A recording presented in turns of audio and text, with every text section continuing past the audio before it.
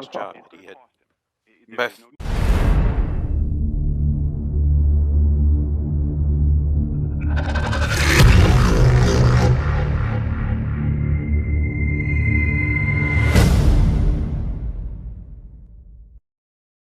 To evaluate and not overjudge someone as a human being. Meanwhile, there's word the Jacksonville Jaguars could be looking to trade running back Leonard Fournette. And Bleacher Report's Mike Freeman says sources with several teams believe it's only a matter of time now before the Cleveland Browns deal away receiver Odell Beckham Jr. NBA Brooklyn Nets guard Spencer Dinwiddie reportedly in the process of getting a Nigerian passport so he can play for Nigeria in the now 2021 Summer Olympics. Dinwiddie, who was not a finalist to play for Team USA, quote tweeted the original report from The Athletic, adding, "Well, now y'all know. LOL." Former number 1 overall draft pick Andrew Bogut had been planning to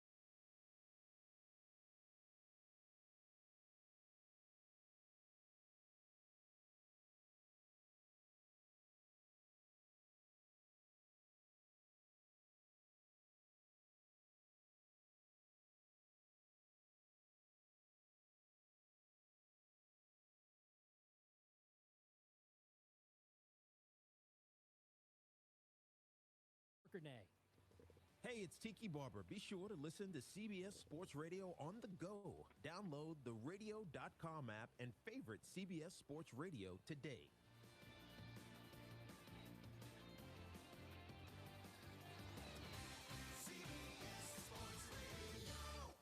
The only way you can take CBS Sports Radio 1140 with you is with the radio.com app. Download it today and listen to us anytime, anywhere.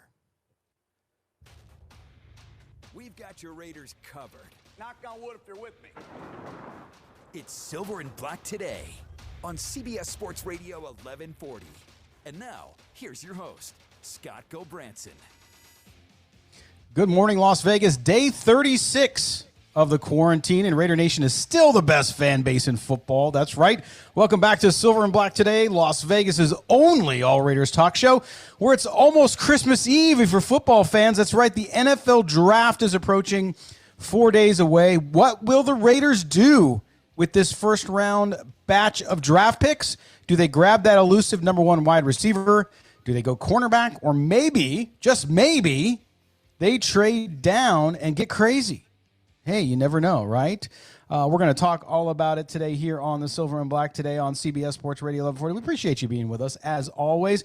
Don't forget, we are streaming live on the radio.com app. The best of sports, music, talk, and more, right on your smartphone or other device. Download it for free and take CBS Sports Radio 1140 with you. And that includes us, Silver and Black today. So do that. Make sure you get that app. It's great. You can listen to stations all over the country, not only great sports, but music, talk, and more. So do that. And if you want a great place to get Raiders content, of course, look no further than all of the content we have up on Silver and Black Today, the site that started it all, silverandblacktoday.com, the only independent Raiders news site based in the capital of Raider Nation, that, of course, Las Vegas, Nevada. Visit us at silverandblacktoday.com. Okay, busy show, and my crew now joins me, and that is, of course, two guys I call friends, colleagues, and my co-hosts, of course, Mr. Chaz Osborne and Kelly Kreiner. What's up, fellas? Morning, Raider Nation. Good to be here. All right. Boy, you guys are talking. I couldn't hear you. You're talking over each other. I love this. Again, bunker broadcasting, guys. We're doing our best, and we appreciate you being with us, as always. Good to hear from you guys as well. All right, if we look at the show today, guys, you know, a lot going on. Of course, we talked about the draft. Our big live guest today is Raiders defensive end, the rookie sensation Maxx Crosby will join us later. That should be a great and lively conversation, I am sure, and you won't want to miss it. Max will talk about his big quarantine activities. He's been working out. If you've watched his Instagram account, you know this. The upcoming 2020 season, and we'll get his NFL draft memories too. So don't miss Maxx Crosby coming up later in the show. But first, and throughout today's show, we'll talk NFL draft and look at position-by-position targets that could be possible for the Raiders. So stay with us. Give us your 2 cents. Hit us up on Twitter if you want, at SilverBlack Today, as we go down the list of America's best college players and talk about guys who may just have the honor of wearing the silver and black. By the way, I don't know if you guys saw this story. I wanted to bring it to everybody's attention about the Raiders. Now, one of the greatest things that people love about the Raiders, right, is what? Is their uniform, right? That's right. Why? Why do they love it so much? Pretty bad. I don't know what I'm allowed to say on live, too. say it again, Kelly. Sorry, you guys were talking on top of each other. What'd you say, Kelly? I was like, because it's classic and they haven't changed it 50 times. Yes. Yeah, and like Jazz said too, you know, that black and silver, it's that intimidation thing, right? It's that kind menacing. Menacing. That's a great word. But did you know that the Raiders uniforms in the color of their helmets, did you guys see the story up on Pro Football Journal? The Raiders football helmets have changed colors numerous times over the last years. Dick Romanowski, who was the Raiders' longtime equipment manager, passed away last November, and his son took over for him. But now in this story, it talks about how Romanowski would tweak the color of the Raiders helmet every so often for a different silver hue. Now, if you think about it, you know this because if you watch the Raiders year to year, even though they're always silver, they are a little different occasionally, right?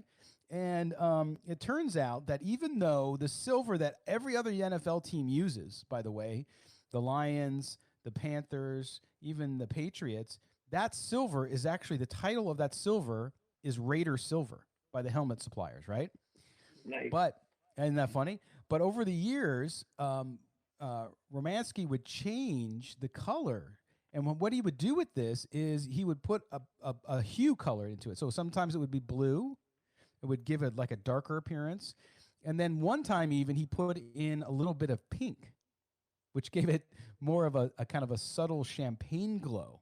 So I thought that was really interesting because Raider fans do pride themselves on that classic look and how it hasn't changed overall. I mean, it has a little bit here and there, but really interesting story. Now, that said, who's going to wear the silver and black? Let's jump in, guys, here. In this first part of the show, we're going to talk just briefly because it's not a big position of focus or anything like that for the Raiders, but we want to talk about quarterback, which has nothing to do with Derek Carr, by the way. So before you jump out and spit out your eggs and coffee, it has nothing to do with Derek Carr, but instead the team developing young talent at every position. And now I think the chances of the Raiders drafting a quarterback high are almost nil, but that doesn't mean they might not draft a quarterback at all. And they asked, we were on a conference call with Mike Mayock, of course, the general manager this week, and he was asked about, drafting players, not for starting positions per se. Not that they have plenty of positions where they do need starters, and we'll talk about those, but that they might draft players too for depth and for other reasons. So let's listen to what Mayock said about drafting young players, even if you have a starter already there. So as far as the whole depth conversation, it's a good one. And I think it starts with, where are you salary cap? Where are you when you look on your own roster a year or two down the road? Where are positions where players are getting older and making a lot of money? And at some point, where can you bring in a younger guy that may not necessarily start year one, but by year 2 or 3 begins to infill for the aging veteran that might be making a lot of money? And I think that's the reality of our league. That's the reality of managing a salary cap. And I think while we're all looking for starters, let's face it, we're also looking for guys that need a year or two to develop and ultimately could fit into a role for a team. So there you have it. It's not necessarily because they're going to draft a quarterback to replace Derek Carr, but they do look down the road, and it would be somewhat, taking Mike Mayock's word, it'd somewhat be irresponsible if you were a team guys and you didn't think about quarterbacks and other positions where you have starters as well. So, guys, when we look at the quarterback class this year, of course, we know about the 3 guys at the top, Joe Burrow, Tua Tagovailoa, Justin Herbert, and then, of course, Jordan Love. Kelly, I'll start with you on this one. If the Raiders go quarterback, I don't think it's going to be until at the earliest, maybe the third round, and who knows who's left then. But if you did your preview up on the website, silverandblacktoday.com, with the quarterback position by round, if they were to select a quarterback in that round, but realistically, when you look at who's available, who would be a good developmental project, because that's what we're looking at here. We're not looking at the Raiders drafting a quarterback in the top 5 picks of the draft, meaning that they want them to come in and start right away. So if you look at that, Kelly, what player do you think fits in with what the Raiders are doing now and in the future? Well, I mean, when you look at it, I don't think if they go quarterback, it'd be till really late, because like Jordan Love at like 19, if you're looking for somebody in the next year or two, like Gruden's gonna. There's a lot of things there Gruden would like with, he's got a rocket arm. He can make plays with his feet, but once you get past him, unless they're trading into the second round, if they trade back from 19 for Jalen Hurts, there really isn't a prospect that really sticks out in mind as somebody Gruden would like. Now, we all know Gruden hates turnovers, so Jake Fromm out of Georgia would be good. But Jake Fromm's basically the same kind of guy as a Derek Carr, to where you're not going to get much with his feet. He's doesn't make a lot of plays downfield, more of a check down kind of guy. So it's like you hear all this stuff about quarterback, but unless they decide to go for a Jordan Love or, like I said, trade back from 19 into the second round to go after Jalen Hurts, I really don't see anybody out there that they're. I mean, there's always somebody, undrafted free agent. You may look that route and just grab somebody, but there isn't anybody to me that really sticks out as somebody that Gruden's going to be like, you know what, this is the guy we need to grab. This is the guy we need to try to develop. Chaz, how about you? Anybody stick out at you for someone they might want to go after from a development perspective? Well, I mean, Jalen Hurts was my favorite player to watch this year, but you heard Mike Mayock give his endorsement of Derek Carr and earlier this week, and he talked about how much he liked having Mariota now. So, given Coach Gruden's history and patience with young quarterbacks, I really don't see the Raiders drafting a quarterback this year. Wow. See, I think they will. I agree with you, Kelly. A guy I like, and you highlighted in your story, that I think is the kind of guy that they could work with. He's got some really big downside, but also big upside, which is James Morgan out of Florida International. I think that's a guy that you could see, although he's not that quarterback 2.0 necessarily, right? So he's not like Love. He's not like Hurts in that way with his feet, although he's not terrible. Is that a guy that you could see developing in a Gruden system for 2 or 3 years and eventually being a starter? Oh, you definitely could. I mean, got the big arm. He's really good at recognition of, if you play a zone, he'll pick your zone apart. But yeah, like you said, man, he's a statue. Not much out there. And he's a name that's kind of getting, he's getting some run right now. So he's somebody that I don't see the Raiders spending a fourth on a guy like that. And without a 6th and 7th round pick, he's a guy that may not be available for him to pick. He might be gone by the time they just tried to pull the trigger. One of our viewers on YouTube asked about, wanted to get your view on Steven Montez at Colorado. What do you think of him if they were to acquire a pick really late in the draft through some other trades? Is that a guy you'd consider? If you look at his 10 best throws in the year, he looks amazing, but he's just so inconsistent. I mean, he's super athletic. He's got a good arm, but I just don't see him as an NFL caliber quarterback because he can't string together enough. He can't string together enough good throws for a game, let alone a season. That's what I love about Kelly. He always tells it like it is.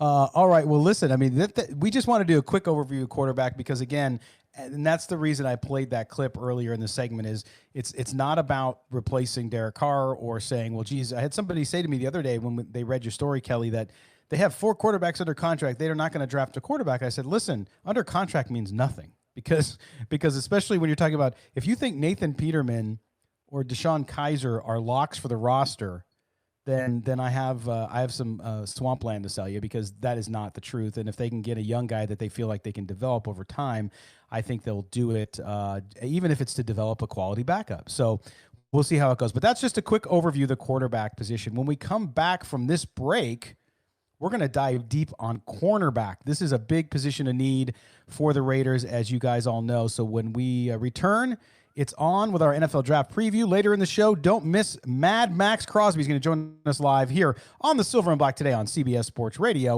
1140.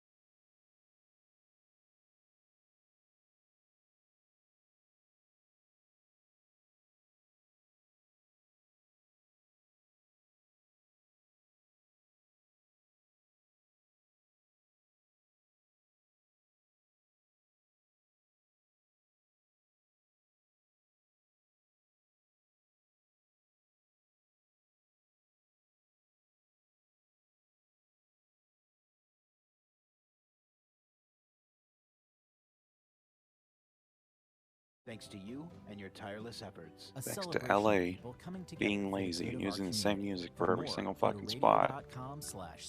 Stand by.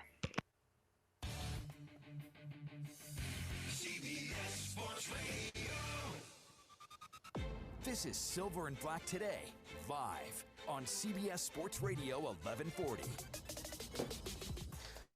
Welcome back to Silver and Black Today, where we're going deep on the NFL draft. And speaking of going deep, we're going to talk about cornerbacks right now with my co-hosts Chaz Osborne and Kelly Kreiner.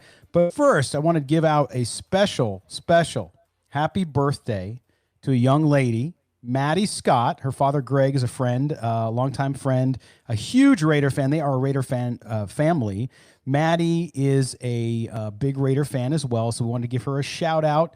Wish her a happy birthday all the way from the capital of Raider Nation, Las Vegas, Nevada. And for her father, Greg, who is a accomplished Marine Corps veteran, hoorah! All right, so happy birthday, Maddie. Enjoy your weekend and make sure your daddy babies you and spoils you. All right, On to football now, guys. On the defense during free agency, the Raiders really addressed a lot of issues, got a lot better. I think, I mean, I thought that they did really, really well, but they still need help at cornerback. Could they draft a top-end pass defender in the first round is the question. And we're going to bring back in Kelly and Chaz now. First, guys, I want to play during Mayock's press conference, of course, this question was asked, right? Of course, they asked him about defensive backs, and he had a good answer. I want to play this for you as the start of our discussion. So here's Mike Mayock on the need for more pass defenders and defensive backs. Where we are today is we feel like we've got a bunch of talented young kids that we don't know enough about yet. You know, Trayvon played really well the second half of the season. We believe that he's going to be a starter for years to come. Isaiah Johnson was a fourth-round pick, former wide receiver with all kinds of physical skill sets. We love his traits. He got hurt early. We brought him back late. He's a guy we can't wait to see play. Keyshawn Nixon was a free agent out of South Carolina that made the team and played well on special teams. He's a really competitive young man. And Dylan Maben is another kid out of Fordham who got hurt and didn't get a chance to show what he could do. So we've got 4 or 5 young corners who we're kind of intrigued by. Now, do we think we need to get better there? Yeah. But you always have to be careful to see how the board falls. I think the biggest mistake people make is trying to reach for need. So the board will fall whatever way it falls, and if we're fortunate enough to get a corner, that'd be great. All right, guys, there you go. He talks about chasing for need, but at the same time, there's a clear need here, guys. And when you look at the cornerback position, some good guys coming out, obviously, in the draft. Some of the names, we'll get into those now. But, guys, assess this. I mean, when you look at, as he mentioned there, young players they have on the roster that they like, right? They think they have talent. They think they have Trayvon Mullen. They think they have Jonathan Abram, who are going to be long-time starters. And we don't know that yet. As much as it looks promising, until you see more time out of them, more play out of them, it's really hard to know. How do you guys feel overall about the cornerback position and where this team sits? For me, it should be one of the first 2 picks in the draft. Depending on how, obviously there's going to be guys they like. I'm going wide receiver with the first pick, corner with the second. Whether it's a Diggs, a Fulton, a Gladney, there's going to be several guys that are there. But yeah, he named some, young players that are on there, and I really like Isaiah Johnson. I think he could be good in a couple of years. But I mean, it's a definite need. And I mean, you saw that when they went after Byron Jones. He obviously you're not going to get a guy of that caliber right now coming out of the draft. But I mean, when he's basically your number one priority, it shows that there's a need at that position. Their board's going to be different than a lot of people's. But for me, if Christian Fulton's there at 19, I just don't see how you can pass him up. Really? So go ahead, Chess. Well, you were talking about Isaiah Johnson. I've heard Mayock and Gruden both talking about him, on several occasions this past few months. So they must be really high on him, but it also could be a smokescreen. Mayock could be throwing, all these names out there saying, oh, we're already stacked at this position. We don't need to go after that. But it's obvious they do need one of these guys. And, every year you hear someone say, take the best player available. I know I've said it a couple dozen times on the show, and it's absolutely correct. For the first round, let's say the first 2 rounds, the biggest mistake a team can make is reaching for need in those early rounds. Yeah, and so, I mean, the thing, I mean, when you look at these guys, of course, Jeff Okudah out of Ohio State is the number 1 predicted cornerback to go in the draft, and he'll go too high for the Raiders to have a chance at him. But then you get down into the names that you mentioned, a couple of them, Trayvon Diggs out of Alabama, Jeff Gladney out of TCU, C.J. Henderson out of Florida, which a lot of Raider fans seem to like, Jalen Johnson out of Utah, who I think is a good choice, more of a second-rounder. And then as you get, Fulton is the guy is a little polarizing. A lot of people look at him as a second, third rounder, although his stock seems to be rising, Kelly. But when you look at all these guys, even down to a guy that I know you and I have talked about, he's got some injury issues and some question marks so that he might go more of a third rounder. But guys like Bryce Hall, there's a good set of guys. The drop off, though, from probably 5 and 6 downward, you go from maybe 3 first or 2 first round, 3, maybe 4, I guess, if you include Diggs. First round picks, then they kind of fall off from that. If you are the Raiders, I mean, could you still get a guy that's going to be a long-time starter for you if you wait till the 3rd? I mean, it's possible that you can, but I mean, you could also get the greatest quarterback in the history of football in the sixth round as well. Doesn't mean I'm going to be taking a quarterback in the sixth round only. It's for, like I said, for me, and it always depends on how the draft board falls. I don't think there's going to be a run on cornerbacks in the first round. You're going to get the two off the board for sure. There's going to be another. I would say you're probably going to get three or four in the first round. Who 3 and 4 are going to be are kind of up in the air. Right. But for me, unless there was just somebody there that they just are in love with, I mean, because yeah, you get in trouble when you reach for need, but there's a big difference between reaching for need and drafting for need. Correct. If you've got a cornerback in your top 20 and you take him at 19, or if you've got a cornerback in your top 25 and you take him at 19 over, say, Kenneth Murray or a Patrick Queen at linebacker, which you kind of fill that position, that's not reaching for need. Now, if your highest rated corner's in the 40s and you take him at 19, that's reaching. I don't think at 19 in this cornerback class you're going to be reaching for need if you draft at 19. Well, and that's the point. Again, we're talking about Raiders and the cornerback position in the upcoming NFL draft on Thursday. Kelly, I mean, if you look at this, to me, do you prioritize, if you're the Raiders, can you prioritize wide receiver or cornerback at 12? I mean, if the guy's there, if CJ Henderson's there or Gladney's there and those are their guys, we don't know who they have number one on their list. Oh, I'm sure Okuda's number one on everybody's list, but number two, do you look at that and say, do you weigh it? Because if things change ahead of you, for example, we've heard about the Jets and Jaguars. I don't necessarily believe it. Maybe looking to trade, even Denver looking to trade up to get one of those wide receivers. If two of those three top wide receivers are gone and maybe you don't like a Ruggs or he's not as high on your list as one of those cornerbacks, you could see them go 12 seemingly for a cornerback depending on what happens ahead of them, correct? The only way I see him going corner at 12 is if Henderson's there. If Henderson is there, they might be enticed by him.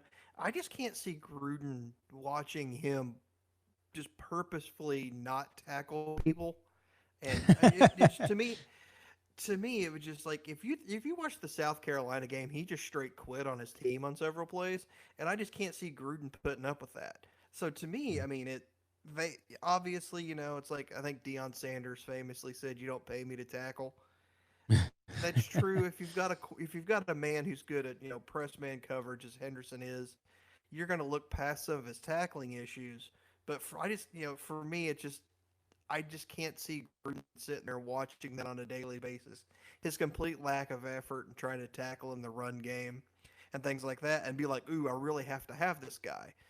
If you have a couple wide receivers off the board in front of you and he falls, though, Henderson's probably a better corner than your fourth or fifth wide receiver would be. So I could definitely see him. Obviously they've got their hierarchy. To me, if I'm the Raiders and I'm at 12, if one of the top three are their wide receiver, I'm taking them. But they may have, a top two. And if they're gone, obviously, the cornerback there would be a way to go. But yeah, it would have to be Henderson. I can't see him taking anybody else at 12 in the cornerback position.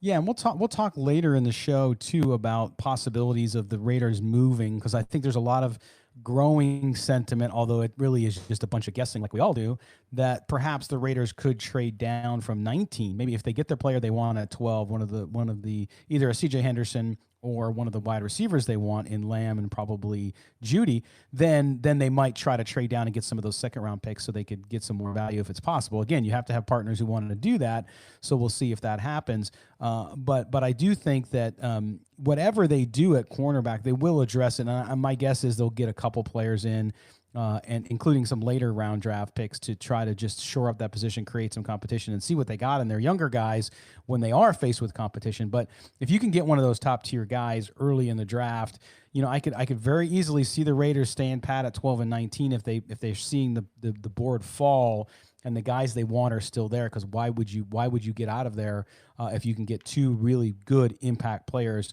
to start it off? So it'll be really interesting. So that's the cornerback position. The next one we'll review right after the break is we'll come back and we'll talk about, of course, the position everybody talks about for the Raiders, is that deep vertical threat at wide receiver. And we'll get into that when we get back. And we appreciate you being with us here on our draft preview on the Silver and Black today here on CBS Sports Radio, 1140. Don't go anywhere. We'll be right back. Can you let me know when you're going to do that? Yeah, no. It came on accident. Sorry about that. But to take Joe Burrow, people who have never tuned into the draft will be hyped for the draft. They'll be locked in. All right, it's an Kelly, actual game. do you want to attempt to do this? Yes. I don't know. What do you if you go to your start menu and you go to control panel? NFL Draft on CBS Sports Radio. I don't know how old or what version. I think he's got Windows 10. Okay. So you go to your control panel.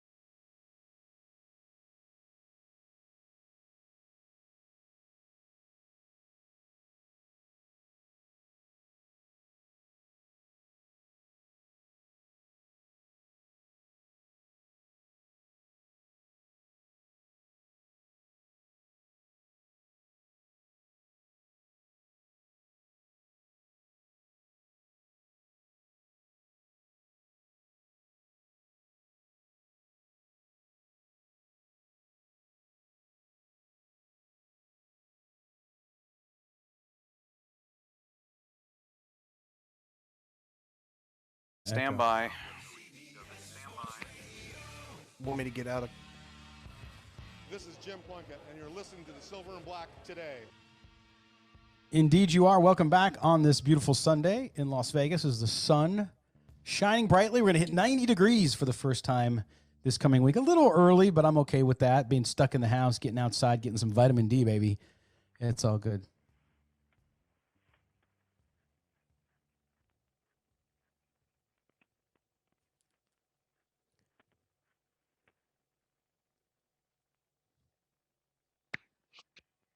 Did we lose Scott? No, I'm here. But I'm hearing. What do you? Wait, okay. Well, what's wrong? Why is it playing? There we go. All right. Sorry about that, guys. We're coming back. That was weird. We got a weird. This whole bunker broadcasting thing. It's just there are ghosts in the machine. So we apologize. We hope you got a little laugh. That all must be on your side because we haven't heard anything. Okay. Are you hearing more stuff now? Because you stopped talking. Yeah, I am. Oh. It's giving me program back. It's giving me delayed programming back in my ear on clean feed. Oh. So, but anyway, so we're good. We're good. All right. So let's get back into this. We're talking wide receivers. Sorry for the audio issues that I seem to be having, but we're good to go now. Okay. So we look at wide receiver, guys, and this position, of course, is one that we continually hear about. Raider fans excited about the specter of getting a true burner, a true number one wide receiver. It's something that I know Derek Carr would love to have, and something that we hear a lot about. The Raiders have just lacked over the years. So this week was able to get on a conference call with NFL Network Access Network analyst Daniel Jeremiah, and I asked him a question about the Raiders and his feel on the wide receivers and where he thought the Raiders might go. I'm going to play that clip for you right now. Here's Daniel Jeremiah on the Raiders and looking at wide receivers and what might happen before them, which could flip the script and have them go cornerback instead of wide receiver. I think any of those top receivers would arrive and be the most talented player at the position for the Raiders. So they can go a lot of different directions there. I am fascinated to see what happens in front of them, though, because as it stands, we look at that wide receiver run, potentially could start with the Jets at 11 and the Raiders follow that up right at 12. So as we stand a week out, you'd say, okay, well, the Raiders probably are going to get their first or second choice of receivers if that's what they elect to do. But I think when it's all said and done, I would not be shocked at all to see Jacksonville trade out of 9. I know that there's been some conversations from other teams I've talked to that say they think that's a possibility. So you could see teams either trading up for a tackle there or a wide receiver at 9. You could see the Jets go with 1 at 11 if they don't like their tackle situation. So they might end up getting their third choice at that point in time. And then they would have to judge, would we rather have the third receiver for them, which, let's say it's Ruggs, or would you rather take a corner in C.J. Henderson, who's, to me, clearly the second corner? Some teams think he's right up there with Okudah. So that would be a decision to make. Do you take C.J. Henderson first, shore up the corner position, and know that at 19, you're still probably going to be looking at one of those top 5 receivers, who that may be, would be interesting. So that wouldn't shock me at all if we have the positions right, but if they flipped it and they ended up going with the corner first and coming back with the receiver at pick number 19. Well, there you go, Daniel Jeremiah with his view on that. And guys, if you look at that, I mean, would you be surprised, Chaz, if they did not take, if one of those 3 guys is available? I think Raider Nation might explode, don't you? Right. No, I was kind of thinking on the same lines as Daniel, like, by some miracle, Okudah or Simmons, fall to the Raiders at 12, then they go with the receiver at 19. Talent is always foremost, with these receivers. But now it seems that Gruden and Mayock want to put extra emphasis on players' ability to grasp the playbook, precise route running, and the ability to adjust instantly depending on the situation. This wide receiver debate is really got me all week. So I went back, I looked at old mock drafts from Mayock. I looked at old, Gruden's drafts from Tampa Bay, just to see if I could get some insight to what they might be thinking with these receivers. And it seems like they both really lean towards bigger, more physical wide receivers. We heard Mayock in his call earlier this week talk about how there's a lot of wide receiver depth in this draft, and he thinks, there's still a number 1 receiver in the 3rd round. So, if something does happen and they flip the script and take a DB with number 12 and maybe go after, like a Ruggs at 19, and then maybe pick up one of these bigger, more physical receivers in the 3rd round that they seem to like. Yeah, and Kelly, I know you had in your story up on silverandblacktoday.com, which Kelly has been doing a position target series of articles. He's gone through all of those, defensive end, cornerback, wide receiver, quarterback, a bunch of different ones that were in safety coming up as well. You can look for those coming tomorrow as well. Kelly, when you look at these, I know you have Jerry Jeudy number one, and there's no doubt, Chaz talked about route running, and there's nobody better than Jerry Jeudy at it, and he's got that size, if that's what Chaz is saying too, that if you look at Mayock and Gruden and their history of liking bigger wide receivers, CeeDee Lamb is almost right there too. Me, I have my bias. I like Ruggs because I think he's the I think Tyreek Hill with better hands. And so when you look at all three of these guys, would you be, or should Raider fans be disappointed if they got any one of the three? Oh, I wouldn't be disappointed because basically, there's such a small difference between Judy and Lamb. And then for me, Ruggs is definitely the third guy, but even he's still not a big drop off. Depending on what you're looking for, Ruggs is going to be that huge deep threat option to where Lamb and Judy can stretch the field, but they kind of do it in a different way. I said it in the piece, Jerry Jeudy would have been my wide receiver one last year, and he'd be my wide receiver one next year. To me, Jerry Jeudy is exactly what you want in the NFL nowadays because he gets a separation by his route running, and his route running's insane. That said, if at 12 they take Henry Ruggs, I am totally fine with that if I'm a Raiders fan. I think that's their biggest need is that number one wideout, which is why I don't want to see him go to 19 because those three guys aren't there. And to me, the drop off from 3 to 4 to 5 to 6 to whatever you're going to get in the 19th pick is too much of a drop off for me when I'm looking at the possibility of having a number one wideout. Right. If there's somebody that falls that they just can't, pass up at 12, they can still get a wide receiver at 19, man, but it's not the same caliber, not the same player. No, it's not. And that's my point too. And I think when you listen to that clip from Daniel Jeremiah earlier in the week, what he's saying is that, yes, if nothing changes and the board falls kind of how we think is, there might be a couple moves at the top for quarterbacks or whatever, which wouldn't have a massive impact depending on the team. But if you look at, when you're starting with 11, I'm not even counting Jacksonville because I just don't see Jacksonville going wide receiver, but who knows. But 11, I think the Jets could, if the tackle situation doesn't fall their way, if something changes there, then they might go for a wideout. If they do, and suddenly that goes and there's a run earlier than expected, which does happen, and you're left with just a choice of one of those wide receivers, then you have to make the decision. I still think I would do it. I don't care if it's Lamb, Jeudy, or Ruggs left at number 12.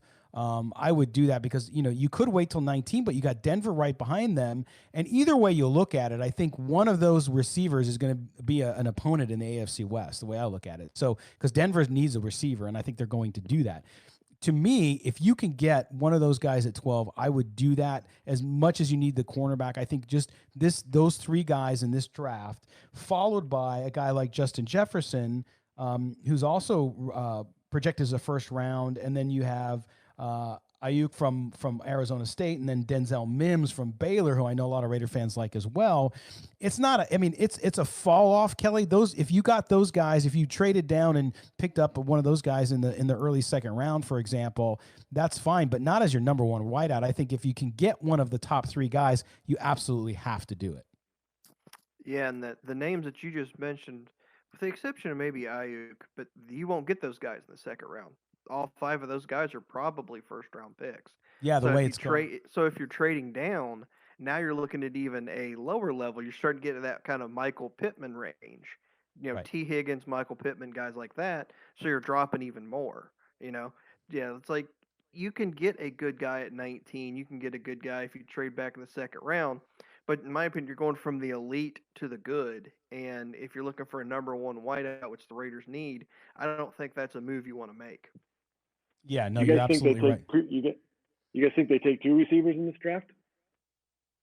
Oh, I think they're going to take several. Obviously not high. Now, if Kelly and Chaz, if they move around in this draft, and let's say they trade out of 19, they take a receiver at 19, and they somehow accumulate some more second round picks, which I think is going to be hard for them. Then I think you could see a guy later down in the third or fourth round where they can pick up on it, because they do need some more depth there. The bottom line is you can never have too many, but at the same time they also have to address other needs. So Kelly, I see, or Chaz, I should say, I see 2 or 3 guys, including some late guys, and then obviously they'll be active in free agency as well. There's going to be several guys out there, especially like UDFA's and stuff like that, that they'll probably take a chance on. But unless they trade that 19 down to get a couple seconds, I don't really see him kind of double dipping on wide receiver, just because kind of the lack. Because you've got 3 third-rounders, which you're gonna try to get 3 starters out of that, and you Right. won't be double dipping there if you take somebody in the first round.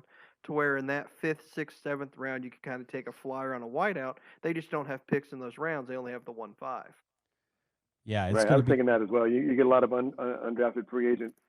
Since this is such a deep draft for these wide receivers, there should be a handful of guys that go undrafted that they'll be able to choose from.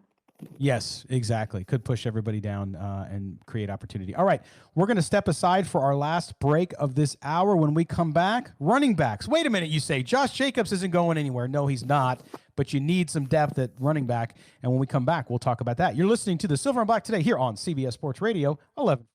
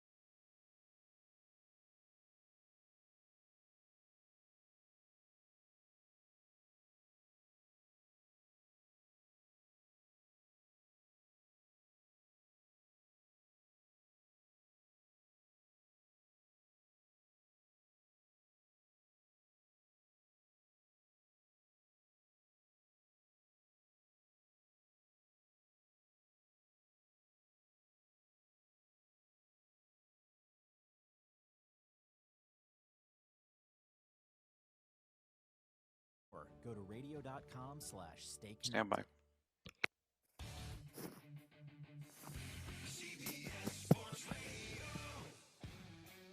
The only way to take Silver and Black today with you is with the radio.com app. Download it today and search CBS Sports Radio 1140 in Las Vegas and listen to us anytime, anywhere.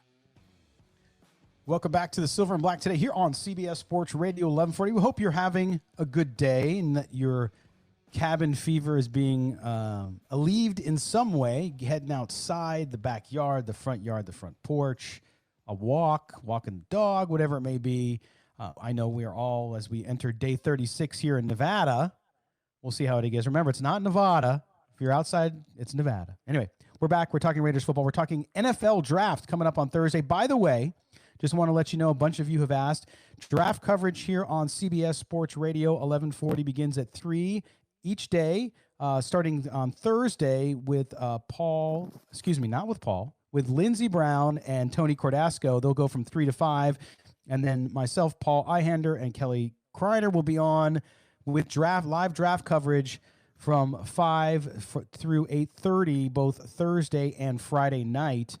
So make sure you stay tuned for that, and we'll be on. So join us, the CBS Sports Radio 1140 crew for draft coverage Thursday and Friday, starting at 3 o'clock, going all the way through to 8:30, and we will tweet out and send out adjustment.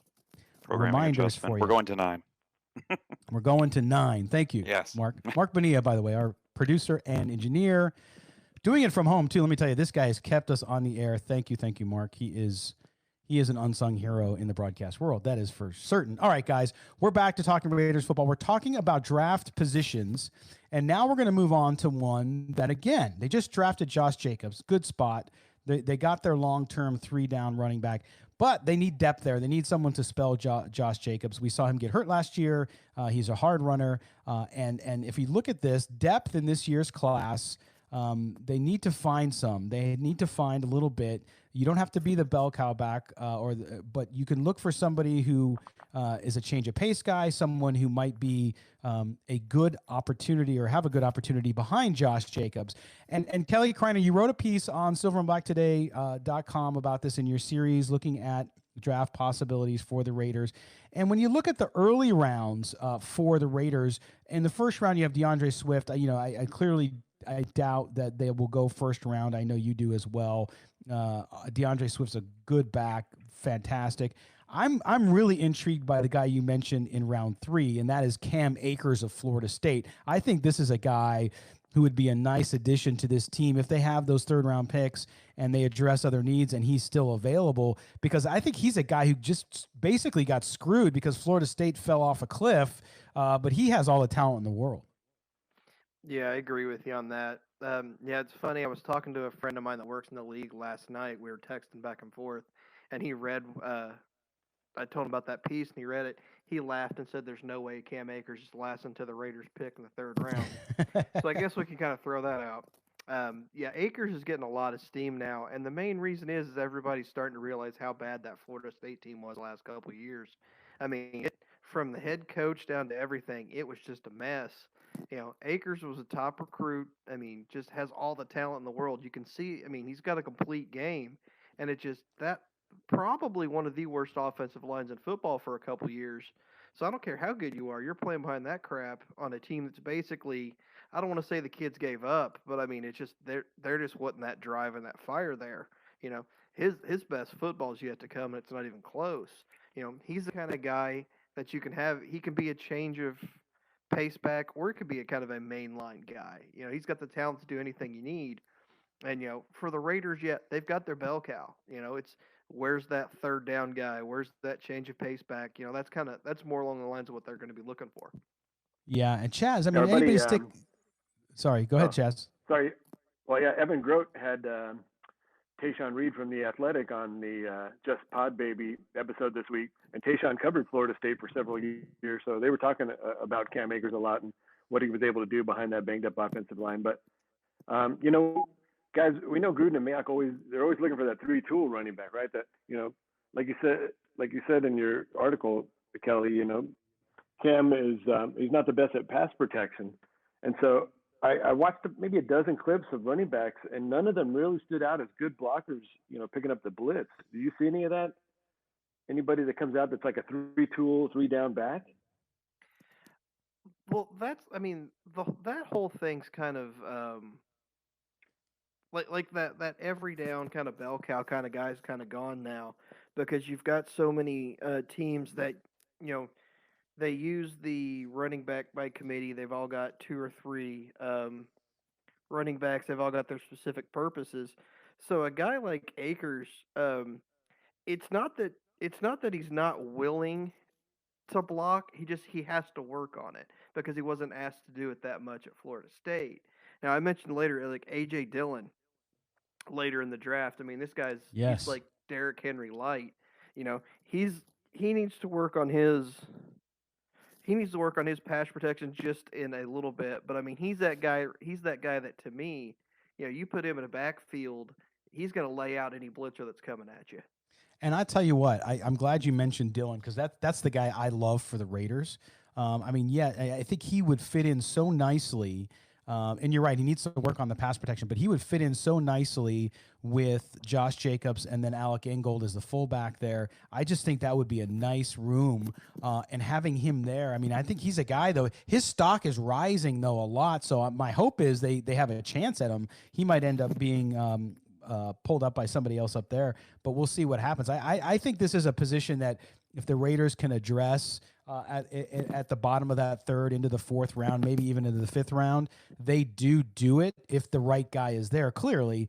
But AJ Dillon, man, I just think if a Cam Akers or somebody like that, which it's going to be tough for them to get him, will be difficult. But yeah, I mean, and you talked about Chaz. You mentioned the newest addition to the Silver and Black Today family, which is, of course, the Just Pod Baby podcast with Evan Grote. And he had Alec Ingold on.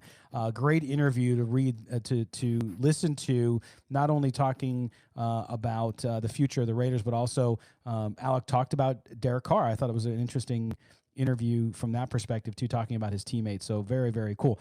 All right, we are up on the end of our number one already. Wow. When we come back from the break, we're going to talk through more positions. That's right. We have more positions to talk about.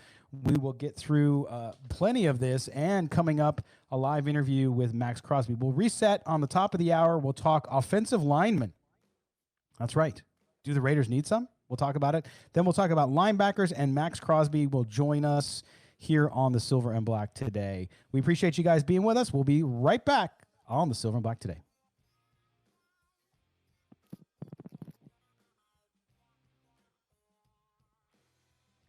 We know that right now,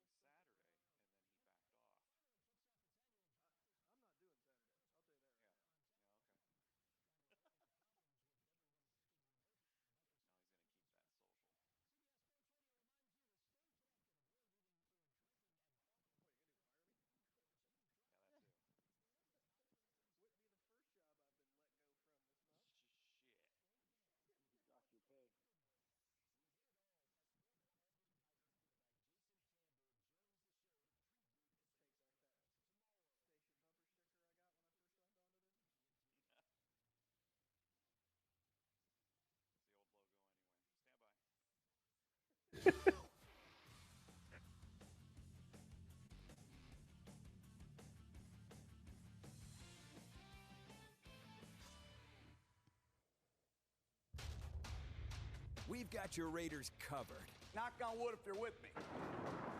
It's Silver and Black today on CBS Sports Radio 1140. And now, here's your host, Scott Gobranson. Welcome back for hour number 2 of the Silver and Black today here on CBS Sports Radio 1140 from Las Vegas, Nevada. Thanks to all of you for joining us today. Hopefully you are sustaining yourself, staying mentally acute and well during this quarantine. We appreciate you listening to the show. As always, coming up at the bottom of the hour, Maxx Crosby will join us. Raiders defensive end. We'll talk to him about what he's doing during this whole thing and also about the Raiders in 2020, his new teammates on defense. He got a lot of them. And we'll even reminisce a little bit with him about his NFL draft experience. Of course, he came out last year, 4th round out of Eastern Michigan, and we'll get his feelings about that just to give us a little sense for how things are when you're a player getting drafted. Although this time much different, as you don't have to put on a suit and you don't have to go out to a big party, which kind of stinks for them. But nonetheless, they will be drafted by Zoom. So we'll see how that all goes. But we are going position by position, or at least some of the positions of need and some of the positions where the Raiders could always use depth, even if they have talent at the starter position. And this next one we wanted to get to, which is the big uglies, the guys up front. We look at offensive linemen. And Kelly, when you look at the Raiders' need, of course, the Raiders' offensive line in good shape now, but with injury, age, big contracts, and all this stuff, as Mike Mayock said earlier in the show, you need to always be looking for that next man up. You need to be looking for young talent coming in on a rookie contract that you can develop that might be able to give you some depth and the opportunity to develop somebody to be a starter in the future. When you look at this offensive line class, at guard, not very good. I mean, not terrible, but not a banner year. And then when you look at tackle a little bit, there's a couple guys there. But when you look overall at the defensive linemen and what the Raiders would need to do, which is fill in some spots, build some depth, and there's still a question mark on Gabe Jackson. You just don't know. So when you look at that, who are some guys maybe that you could see the Raiders perhaps getting? Because there are going to be some great deals, I think, when you get to the 3rd, 4th round or below. Yeah, the tackle class it's got a lot of depth there, but it's really, really top heavy when you're looking at the talent because you've got the top 4 tackles that everybody's got your top 4, and then there's a big drop off. And it just kind of you're looking do you want the kind of athletic, light on your feet guy? Do you want the mauler? Do you want the big, the pass protector? Do you want the run defender?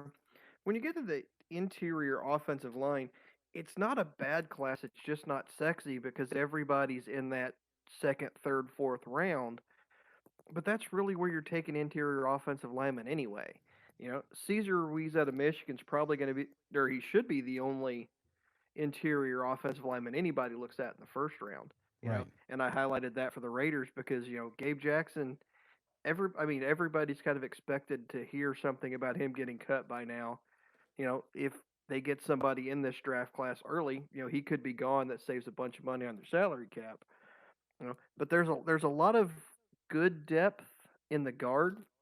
Like you get down to a guy like a Ben Bredesen and Logan Sternberg, even Damian Lewis out of LSU, his name's kind of popping up a little bit. You're going to be able to get these guys in that late 3rd, 4th round that they're not going to fill an immediate need, but the Raiders really don't have one on their offensive line right now. If you keep Gabe, which they've kept him this long, he's still on there. If you keep him for another year, draft one of these guys in rounds 3 and 4, sit for a year, then you've got basically your ready-made replacement for him. Right, and I think that's what you have to do. I mean, you look at the NFL, again, injuries, depth. I mean, if you're building a true championship quality team, you have to have depth. There's just no way you can get by when things go wrong because people get hurt. Things happen. Crazy stuff happens. And I think you're right. And to Mike Mayock's point again, and I can't hammer on this enough because I think it's really hard for fans to understand because sometimes they look at players and they say, well, they're still a good player. Why would we get rid of them? Well, it all comes down to economics. And if you have a young guy that you can develop behind a starter, it doesn't mean you don't appreciate what that starter is.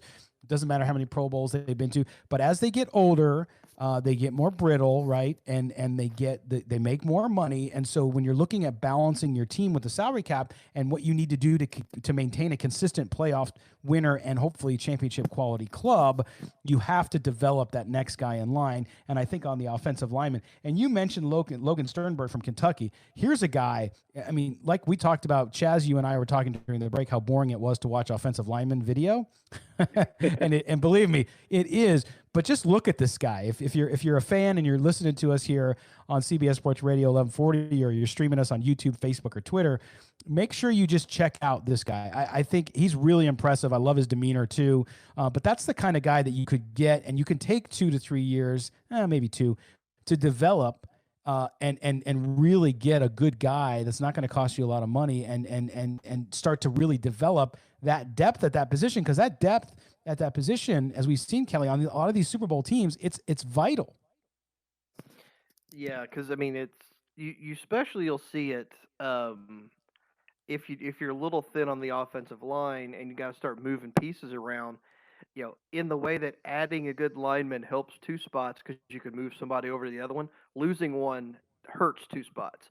Because if you have to move your right tackle to left tackle, you've got to put somebody else, you know, as your right tackle. So that usually is going to be your guard. So, well, now your guard's going to be a little less, you know, because you got to move in another sub there.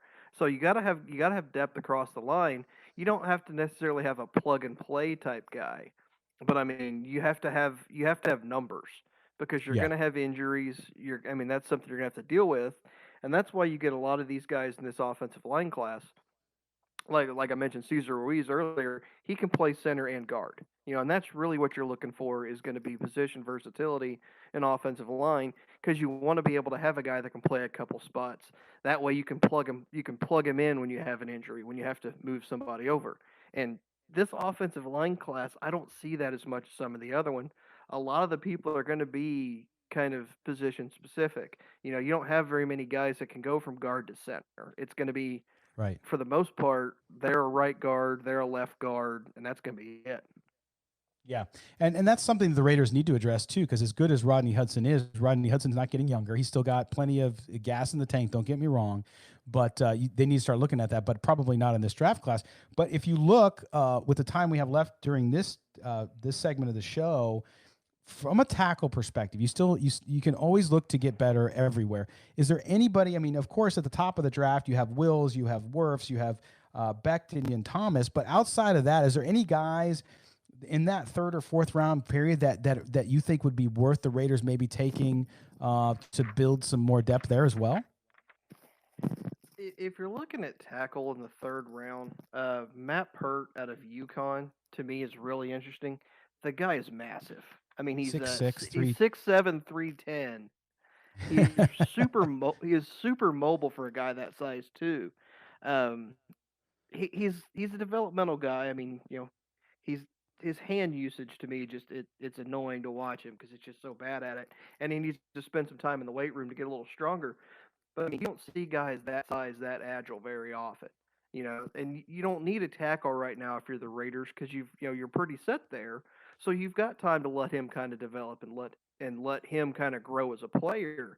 You know, he's a guy that, you know, 2 or 3 years down the line, you could be looking at him thinking, wow, he was a 3rd rounder. How did he fall that far? Yeah, exactly. And that's where I think you have to look for that, because when you see talent there, even if it's not a position of great need for you at the moment, if you can build depth there, especially a guy you can bring along slowly in a couple years, knowing that you're pretty set at the position, I like teams that do that. That means that you're on the right track. It means you don't have holes everywhere. So if the Raiders can address those earlier issues with those big areas of need like cornerback and wide receiver, and then fill in a running back, a backup running back, and some of these other things, then I think it's a great opportunity for them to do that. And again, you know, you look at the Patriots, you look at the Chiefs last year, they had guys moving around all over. They had very versatile offensive linemen. When a guy went down, somebody else came in, and they were able to get it done and go on and win. And I think that shows you the important. We don't talk about offensive linemen. I mean, we do, right? Because we live this stuff every day. But for most fans, they don't really look at it as sexy. That's what the wide receiver, the offensive positions, or cornerback on defense, safety on defense, linebacker. But when you look at these offensive line positions, the big uglies up front are the ones who get the job done, give your quarterback time, give your running back the holes they need. And so to me, this will be really interesting to see what they do there. And I do hope they get some depth. Yeah, it's a position, like you said, that you're going to be able to get some quality guys, and they can take those guys late in that, fourth, fifth round if they trade back, get a couple more later picks because they don't have a pressing need right now on that line. And that's the thing. It's easy to build depth when you've got a set start. You got set starters. They know who their guys are from day one. Here's what our line's going to be. So, like you said, there's always going to be injuries. There's always going to be things like that. But they can go in looking at, okay, we can take a year or two to develop this guy. Who do we see with the most potential? Yeah, no, that's absolutely right. And, I think that I do think, again, next year, probably they're going to have to look at that center position too. And hopefully I haven't looked at the junior class like I'm sure you have. Is there somebody next year who's got that versatility who can play guard and play center? To be honest with you, I haven't looked at all. I don't look at all. I don't look at offensive line until the year before. Or interior in that offensive season. line. Yeah, because it's one of the. It's such a subjective thing, and it's not exactly fun to do. It's like I'm not gonna sit there and watch oh hey, it's some random team. I'm gonna watch and see what their guard and centers do. It's boring and it's not easy to do, so I really don't do it till I have to. Now the tackle class next year is going to be pretty good. You've got 2 or 3 guys that are going to be real high end left tackle prospects, right tackle prospects coming out. But as far as the interior offensive line, I don't deal with that till I have to. It's like punters.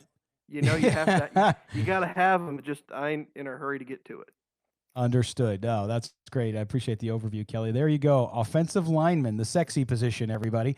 All right, we're going to step aside when we come back. We're going to address the linebacker position. Yes, we know they signed 2 big linebackers in free agency, but again, it's all about building depth. So we'll run through some of those. What linebackers could the Raiders possibly select in this year's draft? You're listening to the Silver and Black today here on CBS Sports Radio.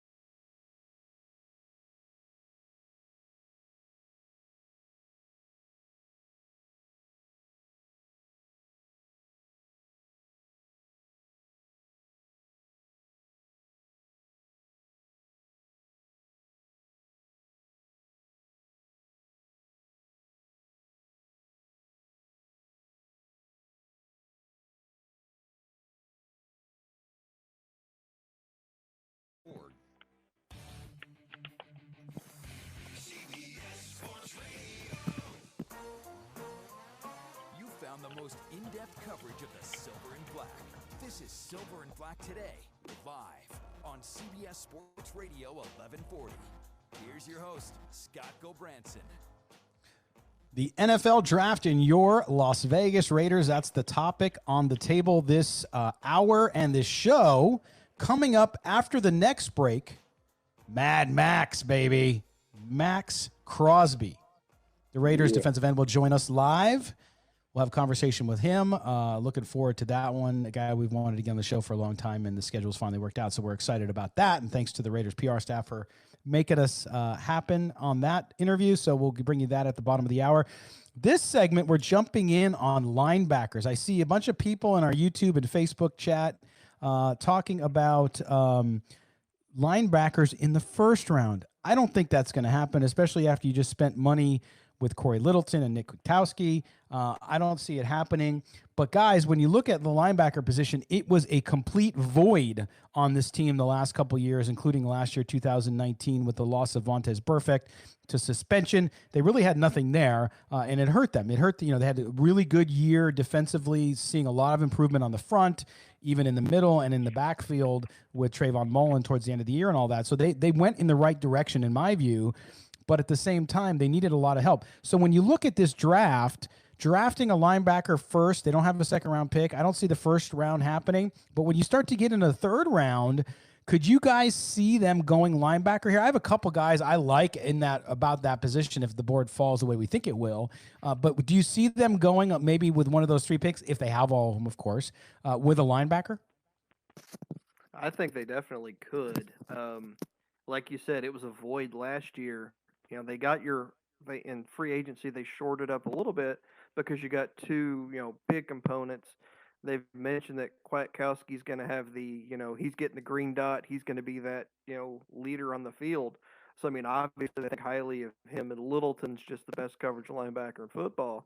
So it went from a depressing need to we're good. We can kind of add some pieces. So a third, fourth round pick on a linebacker wouldn't surprise me at all. Chaz, anybody stick out for you in that third, fourth round area that you see the Raiders maybe, or a guy that you like? Yeah, later on, nobody really stuck out. I don't know what we're classifying Isaiah Simmons as. I don't care where he plays. I'm praying that he falls to the Raiders. This guy is like the future of football. These kind of hybrid plug-and-play defenders with speed and power, I think that's exactly what the Raiders need to keep up with that track meet going on in Kansas City over there. Yeah, I know. It's Isaiah Simmons. Trust me, if the Raiders could get Isaiah Simmons, I think everybody would be ecstatic. I think there's probably less chance of that happening, but amazing player. To me, the probably outside some of the quarterbacks, you have Joe Burrow. I think Isaiah Simmons is the best player in the draft. But when you look, if we go down and we look, guys on the second, third round into the fourth round, there's a couple guys that I like, Kelly, and we'll see what you think of them. But in the third round, a guy out of the Mountain West, out of Wyoming, Logan Wilson, I like. Also, Davion Taylor out of Colorado. What do you think of those guys? Or who's a guy third, fourth round that you like and maybe could be a good fit for the Raiders there?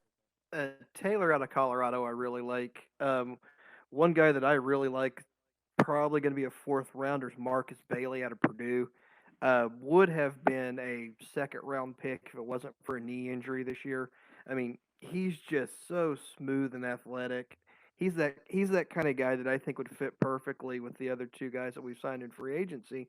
But he's coming off the knee injury, so it's like you don't have a chance to really work him out. You're not sure where he's going to be since all that it's a different time for anybody who's coming off of an injury. Yeah. It's like you don't get the full time to do your medicals, to put them through your testing. So you're going to be taking a leap of faith on a lot of these guys. And I think that's going to cost Bailey a round or two, at least in the draft. But you mentioned Taylor in Colorado. He's just an interesting prospect because he's so raw. Because if anybody doesn't know the story, I would definitely look into it because he's got a great, interesting story. But he hasn't played that much football. He's basically just an athlete out there running around doing what he thinks he's supposed to be doing. Give this guy give this guy some time, teach him how to properly play the position. You could have a talent on your hands. Well, that's why I like him, because I think you put him on that new linebacking core here in Las Vegas with the Raiders, with Littleton, with Kwiatkowski, those guys. I think that's the kind of guy that you can learn from, or you can learn from that group of people and bring him along. He doesn't have to come in and be an impact starter, because he's not going to be. But yeah, his story sort of almost like the stories you hear, like Antonio Gates, right, who never played football, and then suddenly he's in college playing basketball. He's, I'm going to go play football, right? It's one of those deals, and he's so raw, but the ability, that raw ability, is just so exciting. It jumps out from your computer screen as you're watching the video, and I think that might be an opportunity there. Also, Troy Dye out of Oregon, he's a guy that I think, because we're on the West Coast, a lot of Raider fans know because they get to see him on TV. I think he's got some significant downside, but as a developmental project, if you could get Troy Dye, late fourth or into the fifth, that's not a bad direction either, I believe. I'm just out on Dye. I see what people see in him, and I get the I get it. I'm just not there. I don't know what it is, and maybe it's just there's never been a good defender ever come out of Oregon.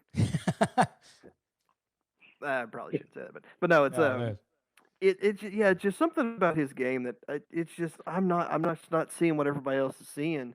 For me, another guy like in that probably fifth round because of injury again is Woodward out of Utah State.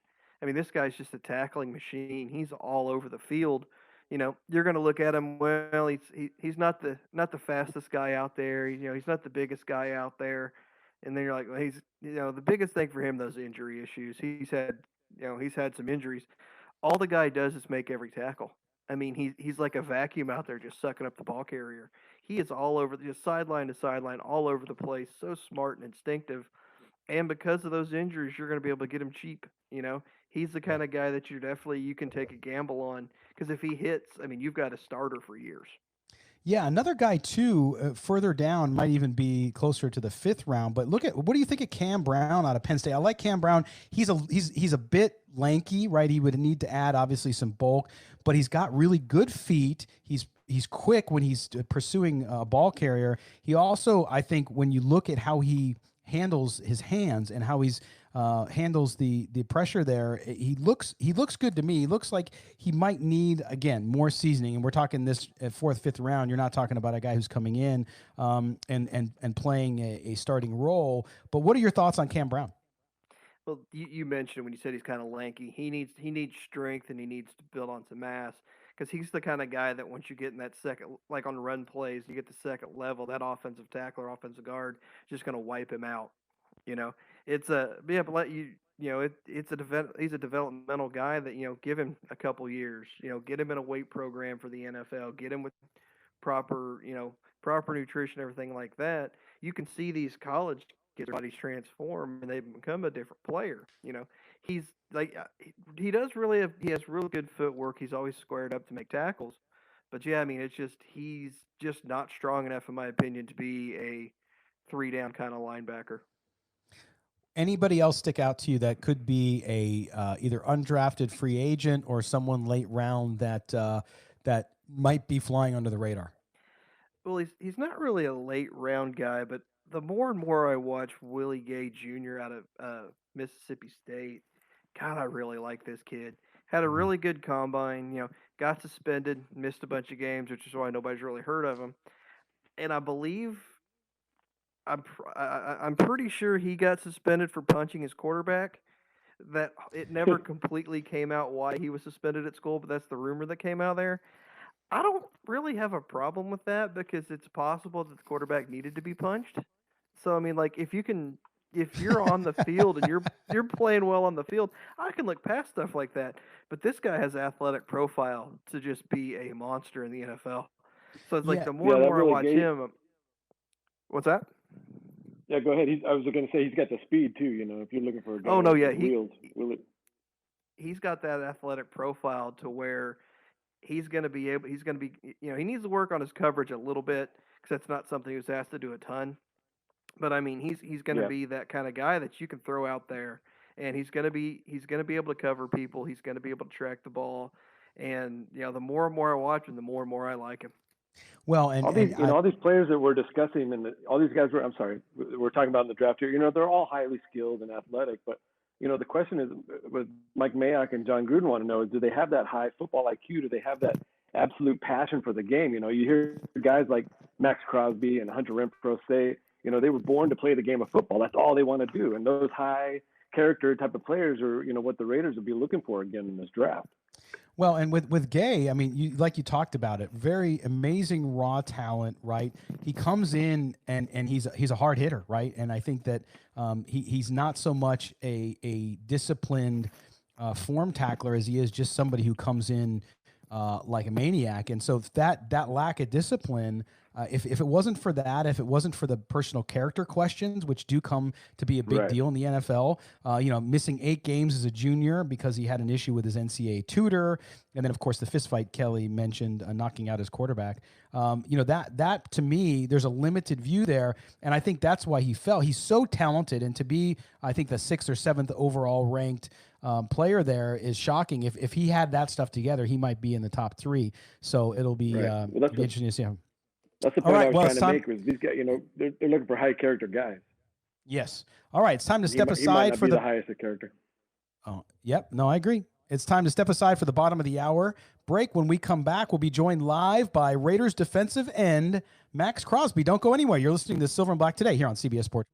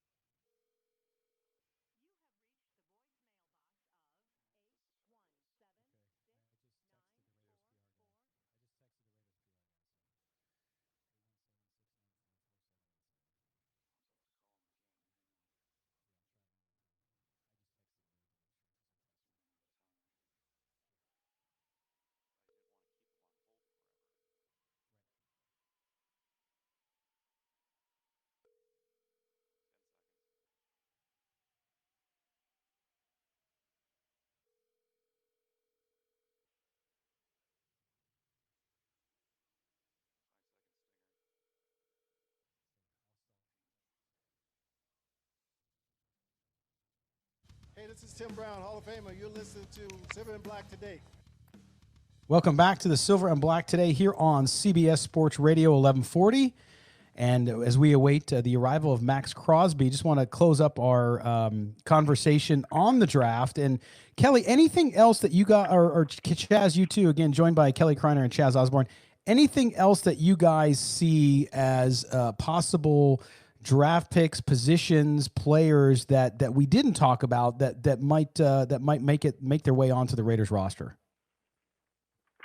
The biggest thing for me is, and we were kind of talking about it in the break, if Isaiah Simmons does start to fall, would the Raiders make a move up to grab him if it's only a few picks? You know, they've got 3 third-round picks. That's ammo. You know, if you only have to move up from, say, 12 to 9 or 12 to 10, a third-rounder can get that done. You know, will they make a move for something like that? Will they make a play there? To me, that's the interesting part of this, because it sounds kind of crazy now, but after talking, like I said, I was talking to somebody yesterday, there was a possible there. It sounded crazy until he actually broke it down to where Simmons could be that guy that falls. Yeah. Yeah, and that's the thing to me. I know a lot of Raider fans are talking about, hey, they could move up in the draft past 10, and I just don't see that because I don't think they have the ability. When you're talking about moving up, let's say to top 6, top 7, or 8 even, I don't think they don't have that second rounder. I think you need a second round pick there somewhere to move up into that territory. Yeah, future compensation in first or seconds, but people want what they can get now, and I don't see that happening. I don't see them moving up significantly. Like you said, perhaps 2 spots. I can see that happening with that bevy of third rounders that they have. But other than that, I don't see them making a big move up. Instead, seeing more of a move back. It's also going to be interesting to see how many people, when we talk about trades, are getting out of this draft for next year because they're not prepared for this year, and they think that I would rather have a second next year instead of a third this year. Well, you got teams that are going to want to do that, but on the other side of it, you're going to have teams that are going to take advantage of that. Right. So I mean, we talk about how there could be a lack of trades, but it also if you're ready to go, it could be a great opportunity to take advantage of some of these teams because not That's all a great 32 point. teams are ready to go. I was thinking that myself. That's a really good point because, with all this going on, they weren't able to do a lot of the medicals. They weren't able to do a lot of the, getting the time in with these players that they usually do before and really getting to do their due diligence that we always talk about. So that's a great point, Kelly. They might want to just trade out of this draft because there's a lot of question marks surrounding a lot of these guys that they haven't been able to answer. And so they might think, hey, let's just reset it for next year. We've kind of got, a lot of teams already kind of set with what they need and trade out of it. Yeah, no. And again, we're talking Raiders draft strategy.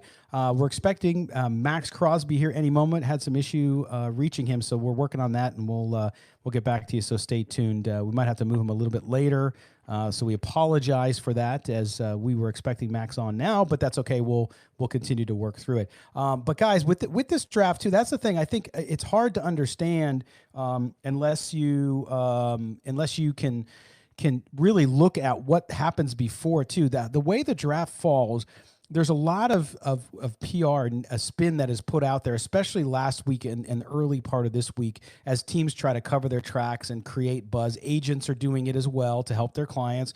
And so you don't really know what's going to happen. You don't know if all the talk about Denver trying to move up to get a wide receiver, how much of that is true or how much of that is, the teams, including Denver and others, trying to do it. You heard a lot about Tua this week, right? About him falling out of the top 8 or maybe even top 10. Is that the Chargers saying that so that the people have doubts and they could perhaps make a better move to move up? Who knows? I think there's one of those things where you want a player to fall to you sometimes, and all of this stuff that's happening out there is not always at face value. No, and it's funny because you're not hearing near as much of that stuff this year as you have in the past. Right. And I think the main part of that's because you just don't have all the guys. Because when you go to a pro day say if Tua had his pro day at Alabama, every scout's there, every scouting department's there, every team's there. Well, you don't have that stuff, so you don't have everybody sitting there talking back and forth to each other, and you don't have one scout convincing another scout about the same prospect. So everybody's so far, like everybody's board's gonna be so different this year. You're not gonna have that group think to where you've been talked into a certain prospect. That's why he's the third best guy instead of the sixth best guy that you had before. So there's not as much need for the smoke screen because nobody's got any idea where anybody is on other people's boards. You're always going to get that with your top guys, but your quarterbacks, like your main wide receivers, the rest of it, nobody's really talking about where anybody's going. Yeah. And well, and go ahead. Well, Jess. remember, Mike Mayock, mock draft used to be like the top 2 or 3 most respected, mock going into this kind of smokescreen season, and he would rate a player good or bad. It would move the stock value. So I'm sure we're going to find out that he has some good information on a few under the radar, prospects. And so it's kind of good that his mock isn't out there, and now we have him on our team. Well, somebody made that joke during his press conference and said, hey, you've kind of, even though this is only your second draft, you've been doing them for 20 years and you were doing them for 32 teams. Now you're only doing it for one, which was kind of funny. The other thing was with this whole virtual draft setup, they did ask Mayock, and I'll bring you some sound now from that. They did ask Mayock about how does it make it different? And he said it doesn't really change much in the first round, but it does change things later. Here's Mike Mayock. I think the bigger change comes on the third day and thereafter, because the first day prospects, for the most part, you've got 2 to 3 years of film. Most of them at least were at the combine, and you have at least a height and weight, if not verified 40 times, etc. So for the bigger name guys, there are less question marks, with the one exception of medical, and that's the one again where I think most teams have the most concern. If we don't know as well as we have in year past with combine rechecks and medical, and there's always been a consistency of how that was performed. So I think the biggest issue early on is just the medical status of a lot of these guys. But outside of that, if you don't know these first round guys, I mean, there's plenty of tape, plenty of opportunity to get on Zoom with them. I think it's more kind of that third day when you start talking about guys that don't have as much tape, guys that don't have verified, guys that were not at the combine. We're getting an awful lot of tape and information from agents that are doing ad hoc pro days, and how much of that can you trust or not trust. So I think more of the question marks begin to surface the further you get into this draft. So Chaz, as a former scout with the Lakers, even though the NBA draft obviously not as long, not as many players taken as in the NFL draft, but how hard was that for you as a scout? You're talking about small school guy who maybe you don't get to see as much. There's not as much tape on, and I think that's what Mike Mayock's saying here is, look, if you're a first, second round, third round guy, first 2 days, no problem. There's plenty of tape. There's plenty of reports on you. But when you start to get past that, that's where you rely more on meetings and seeing kids. And since they haven't been able to do it this year, what was your experience like in the NBA? Yeah, that's exactly right. That you always get that question, like how much film factors into your decision making, and that varies. You don't want to neglect the work you did watching these guys live during the season. You got all your scouts out doing their work. You got the general manager, but maybe only one scout saw a particular player one time. So you look for more there. You need to get more information on that guy, and that's where the research comes in. The interviews, the stats, the medicals. You've heard me say it a few times in the last few shows. It's a really big part of it. You really need to know every medical detail of each one of these guys. And, we do psychological evaluations. There's so many things across the board that having time with these players, it's so involved. You're about to invest millions of dollars and years of your time into one of these guys. You really want to know every inside and out, everything you can about him. Yeah, and Kelly, those guys, I mean, there's nobody who tracks the draft more than you do. And when you start to look at those guys, even me, I was in doing all this homework we're doing for this show and then for our draft specials on Thursday and Friday on CBS Sports Radio 1140 from 8 p.m. from 5 p.m. to 9 p.m. When you try to find, it's hard, man. You can't find that stuff. So I know teams might have a little more resources than we do, but it makes it real difficult when you're going to take draft capital and spend it on somebody you don't know much about.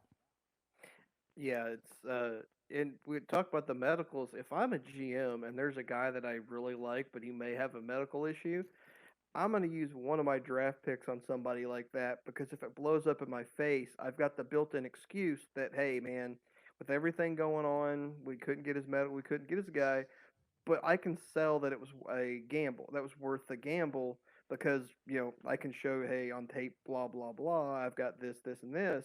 I just didn't have his final medicals. So I'm using this to my advantage if I'm a GM for one of these teams. And if there's one prospect out there that I really like but has some medical issue, because worst case scenario, I chalk it up to what's going on. It's like I wasn't wrong in my evaluation. I just couldn't get all the information that I needed. So I'm using one of these picks on one of these guys, knowing that, hey, I'm going to use this as my excuse if I'm wrong. If I'm right, I look like a genius. Well, and as I said all along, we're going to see how it all comes out. All right, we're going to take a quick break. When we come back, we finally have mustered up Maxx Crosby. We'll have him for our last segment here, a little shorter than we wanted, but that's okay. We appreciate Max taking the time, so we'll step aside when we come back. Maxx Crosby here on the Silver and Black today on CBS Sports Radio 1140.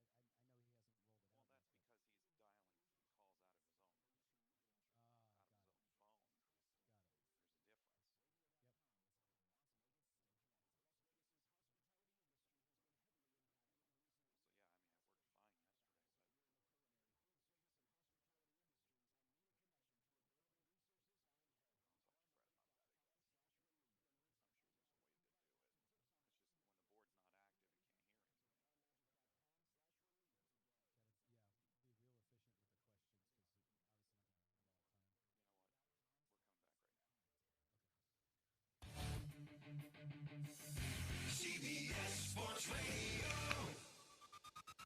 This is Silver and Black Today, live on CBS Sports Radio 1140.